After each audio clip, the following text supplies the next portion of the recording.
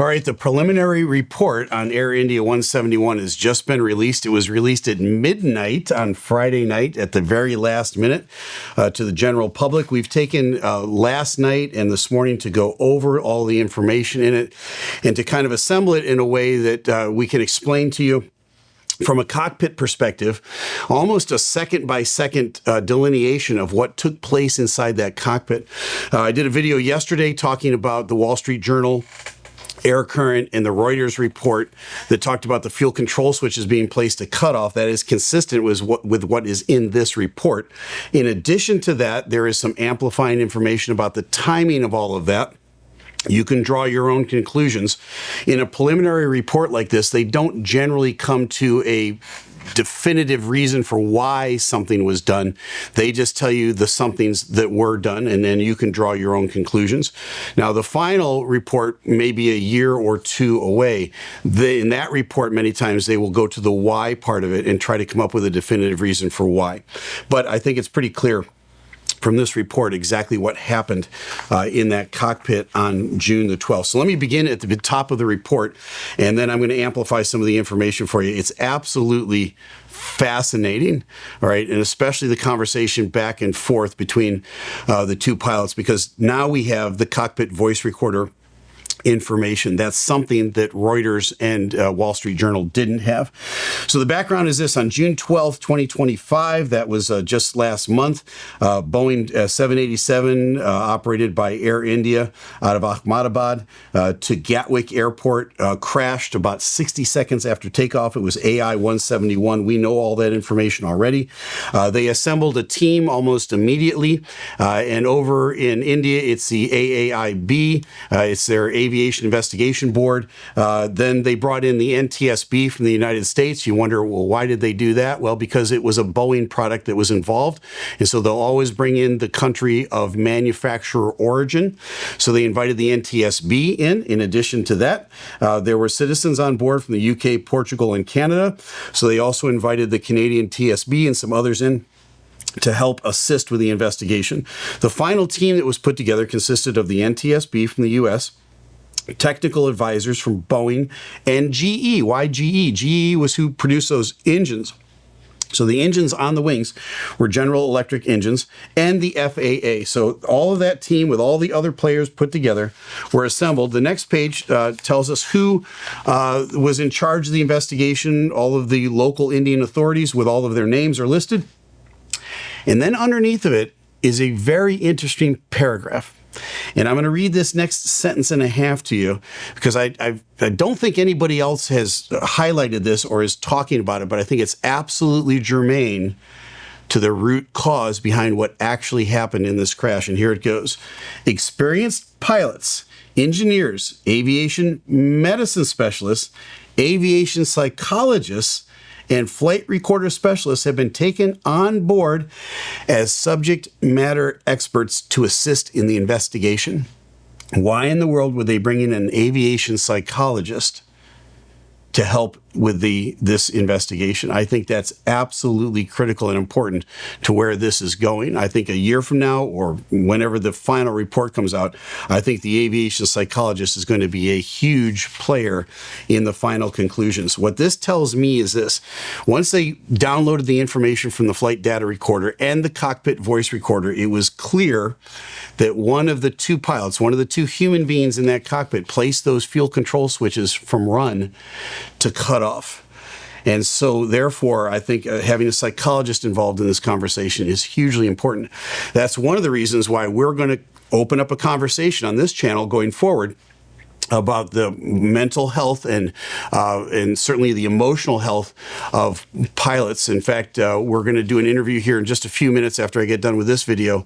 We're going to bring in Dr. Charlie Carreri. Charlie is the absolute expert in this area of mental health for pilots. He is a pioneer in the field. He started a program called Project Wingman at my airline. Project Wingman now has been exported to many airlines around the world. Charlie is the guy that has spearheaded that effort. And in fact, Charlie sat on the investigation board for the German wings crash, which is very similar in scope to this crash here. So you want to hear from Charlie. Look for that interview later on this week. But let's continue on with the preliminary report. Over on the next page, it says this: all applicable airworthiness directives and air service bulletins. The difference between those two is this: a directive is something like a recall on a car. It's got to be done. So they will schedule the maintenance on that and they will replace whatever it is. A bulletin is just kind of a heads up. There may be an issue. Take a look at it if you want to. It's not any big deal. It's no safety of flight, but it's a bulletin, and we want you to take a look at it. There was an airworthiness bulletin directed about a 737 issue related to the fuel control switches, and they lay it out down here in the next paragraph.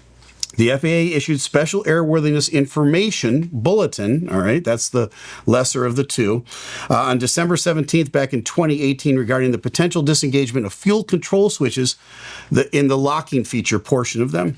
The bulletin was issued based on reports that operators of Model 737 airplanes, this is not the 787, but they are a similar type switch, the 737 airplanes, that the fuel control switches were installed, keyword, with the locking feature disengaged.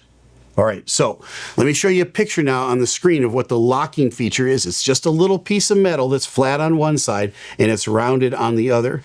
The switch now that is spring-loaded gets grasped by the pilot's hands, it gets pulled out, and it gets placed on top of that little flat piece of metal. When the two engage, that's the detent that holds it in place. And it can't jiggle out, it can't vibrate out. It stays in there. Why? Because it's spring-loaded into position, but it's also held by that piece of metal. If that whole mechanism were installed upside down, which it could be, you couldn't actually put the fuel control switch into the run position. Why? Because it would slide off every time. It wouldn't lock into place. It would slide off. So if it was installed backwards, you would know that immediately. Apparently, they had some installation problems. This is just my theory on what this is talking about. It was installed probably backwards or improperly, and they knew right away. Was that an issue on the 787 and Air India 171? No, it wasn't, because it's been working just fine. There were no issues with it as far as we know from any report, official or unofficial. So with that being said, take that for what it's worth, all right? But there was some wiggle room put in here for the fact that the fuel control switches might not have locked or engaged properly. I don't think that was an issue at all in this incident. Now, continuing on, I want to take a look now next at, and there's lots of information here about the crash and how the airplane landed and what buildings it hit and what part of the airplane hit first and second and all that. I want to go to the data now from the data recorder and the cockpit voice recorder, because this is the play-by-play, second by second, what took place in that cockpit, and it starts from the takeoff roll. So let me begin there. According to the flight data recorder, the aircraft crossed the takeoff decision speed of V1 and achieved 153 knots of indicated airspeed at 080833 universal time. So 0808 is the first time marker on this report. What is V1? That's the go, no-go speed. If you get to V1, you're going to go flying. You're not going to stop on the runway ahead of you. If you're prior to V1 and there's some engine failure, fire, whatever it is, and you're going to abort or reject the takeoff, you can do so in the remaining runway. You're going to stay on the ground. So they're past V1 now, so they're committed to go flying. They're at 153 knots. The V1 speed of 155 knots was achieved as per the flight data recorder at 080835. That's just 0.2 of a second, 0.02 of a second later. All right, the aircraft air-ground sensor transitioned to the air mode. I talked about that on yesterday's video. When you're on the ground, you're in the ground mode, and things are blocked out on the ground. For instance, if I were to inadvertently grab the landing gear handle and try to raise it, could you raise the landing gear on the ground? No, you're on the ground. The airplane knows that. That's blocked out. It won't let you do that. Could I deploy the rat on the ground? No. If I cut off both fuel control switches in the air, the rat would deploy. On the ground, no, you don't want that to happen, because every time I go to the gate and I set the parking brake, I cut fuel to the engines. So we want the rat to stay up. So air ground, the air logic is now in the air mode, consistent with liftoff at 08839. The aircraft achieved a maximum recorded airspeed of 180 knots, indicated airspeed, about 08842. This is just tenths of a second later. And immediately thereafter, watch this, the engine 1 and followed by engine 2 fuel cutoff switches transition from run to cutoff. Position one after another with a time gap of 1 second. Why is that significant in our theory that it was done by one of the pilots? Let's say for some reason they just weren't in the detent properly, which is not a thing, but they were, and the airplane was vibrating. And I've heard some people talk about, did they just vibrate out of that position? They would have done so probably at the same time. The fact that they did so 1 second apart from each other is consistent with how we start and how we cut off the engines. So I'm seated in my seat over here, and let's say I'm the first officer. The fuel control switches are to my left. The first officer always starts and shuts off the engines. That's their duty. As the captain, I would instruct the first officer to start the engines. At that point, on the ground, the first officer is going to reach up to the start switches and turn them to start, and then reach down to the fuel cutoff switch, which is in the cutoff position, lift it up and place it over the detent and let it go because it's spring-loaded. They are then going to grab the other one and do the exact same and let go of it. That whole transition takes about a second in between the two. 1 second is absolutely consistent with engage, engage. That's how it works. All right. Now, when we get to the gate and we go to shut them off, I will set the parking brake. I will say to the first officer, shut down the engines, please. He will take, or she will take that first one, usually the left side, right? Because everything we do on airplanes is from left to right. The number one engine, the number two engine, we read from left to right. It's just natural. So we're trained to do that. So you grab the left one, cut off, right one, cut off. 1001, 1002. It takes about a second to do all that.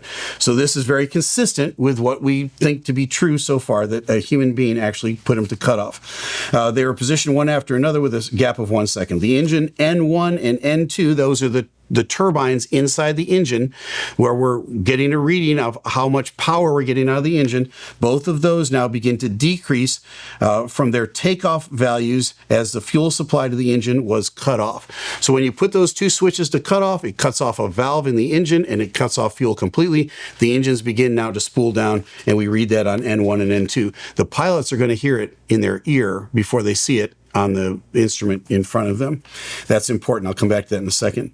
In the cockpit voice recorder now, one of the pilots is heard asking the other, why did he cut off? Why did he cut off? Right? So now, if it had been just a mistake, or that somehow the fuel switches had vibrated into the position, you wouldn't turn to the other person and say, why did you do that? Right? You would say, what just happened? Or why did that happen? But you wouldn't say, why did you do that? Right? Why did he cut it off? So here's what's going on. You're driving, you're flying down the runway. You get to rotate speed. So the other pilot calls rotate. You're the pilot at the controls. You pull the nose back of the airplane, and you're using your peripheral vision almost exclusively at this point. Why is that? Because when you pull that nose up, all you're going to see above you is sky. You have no visual reference of anything. So now your peripheral vision watches the ground outside the airplane do like this as you're lifting off, and you've got a normal rate of climb that you're expecting to see happen. In addition to that, you're going to transition your view down to the scope in front of you, or the screen in front of you, that basically shows you're lifting off the ground at a normal rate. So all of those things are happening at the same time. Your peripheral vision is going to pick up anything that's not normal, and if the person next to you reaches over, or on this side, the first officer reaches over and grabs the fuel control switches, we don't know who did it, whether it was the captain or the first officer. It really doesn't make any difference at this point. One of the pilots did. The other pilot is going to see it out of the corner of their eye. At first, it's not going to register. You're going to go, what? What was that? Right? And then you're going to hear it. And that's the biggest indication. You're going to hear those engines begin to spool back.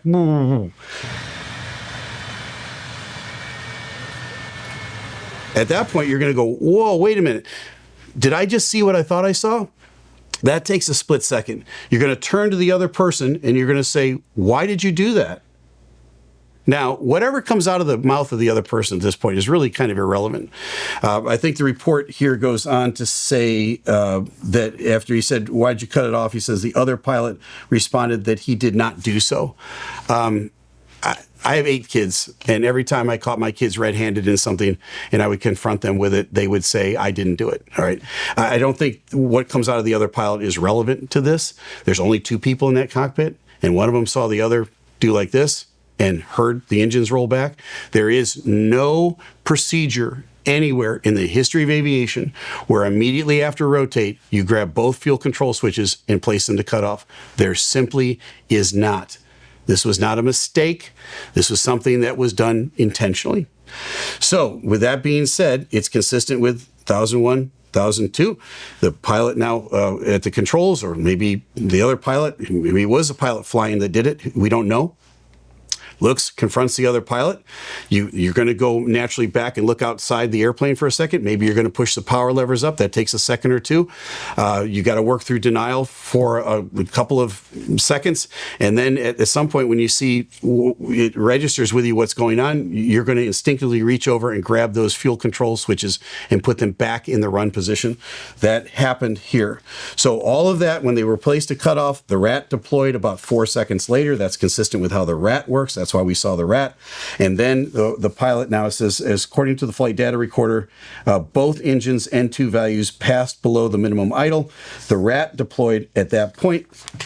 Now it goes on to say that the engine 1 left fuel cutoff switch transitioned from cutoff back to run at about 08852. All right. And this is 10 seconds later. So 10 seconds after they were cut off, they were placed, both of them were placed back to run. I think they were placed back to run 2 seconds apart from each other. So that would be consistent with 1001, 1002. He puts the one up, looking outside, okay, grabs the other one, puts it back up. At that point, the way the airplane is designed, it's designed to introduce fuel again to the engines, but also spark. You don't have to reach up and grab those start switches anymore. It's airborne and it knows that you want those engines immediately, so it's going to give spark and ignition, and it's also going to give fuel. It indicates here that that both engines did light off, that they arrested the decay of the spool down of the engine. Engine number 2 fuel cutoff was also transitioned to run. We know that already. When fuel control switches are moved from cutoff to run while the aircraft is in flight, each engine's full authority dual engine control, the FADEC, right, automatically manages a relight of thrust recovery sequence and ignition of fuel introduction. All of that's taking place right now. The EGT, what is that? The exhaust gas temperature. That's the one of the ways that we measure how much power is coming out of the back of the engine, was observed to be rising for both engines, indicating relight. So they both relit. That's good news at this point. Engine 1's core deceleration stopped, reversed, and started to progress to recovery. So that we stopped the decay, and we're starting to get a little bit of power out of this engine. Engine 2 was able to relight, but could not arrest core speed deceleration, and reintroduced fuel repeated to increase core speed acceleration and recovery. That engine never produced any positive thrust, and it was the 2 seconds later that it was behind engine number 1. At about 080905 UTC, one of the pilots transmitted "Mayday, Mayday, Mayday." The air traffic control inquired about the call sign. No further communications came from inside the aircraft. So the initial report that everybody was reporting, that there was a Mayday call from one of the pilots saying that they had lost thrust or thrust wasn't achieved, doesn't appear to be true. This is just Mayday, Mayday, Mayday. That's all they got at that point. At that point, one of the engines had begun to spool up. The other had not yet. It was too late. There wasn't enough thrust coming out of those engines, even though the pilot let's assume the pilot at the controls grabbed him and put him back to run. What a brave, heroic, and valiant presence of mind thing to do when you're going through what is an unthinkable situation shortly after rotate. The presence of mind of that other pilot is absolutely incredible, in my opinion. To grab those fuel control switches and put them to run was absolutely the right thing to do. If they'd had a little more altitude, they might have gotten some more power out of those engines and climbed out of it. It was too short a flight for that to happen. We know now the rest is history. The airplane collided with the buildings off the end of the runway. All that is very tragic. These are the preliminary facts in the finding. You can draw your own conclusions about whether it was they vibrated out of the position or they were actually placed there by a human in that cockpit. We don't know which human. But we're transitioning on this channel to talk about the mental health and the emotional health of pilots. There's never a bad time to have that discussion. So even if you don't agree with my conclusions on this and what I think happened, it's always a good time to have a discussion about the mental health and the mental or the emotional well-being of pilots who are occupying a very important job in a very stressful situation. So there it is. There's my analysis of the preliminary report. You can draw your own conclusions. Look for that video later on this week where we're going to interview Dr. Carreri. It's going to be an absolutely fascinating discussion with a guy who has a lot of knowledge in this area. Well, now you know. I'm Captain Steeve. Fly safe.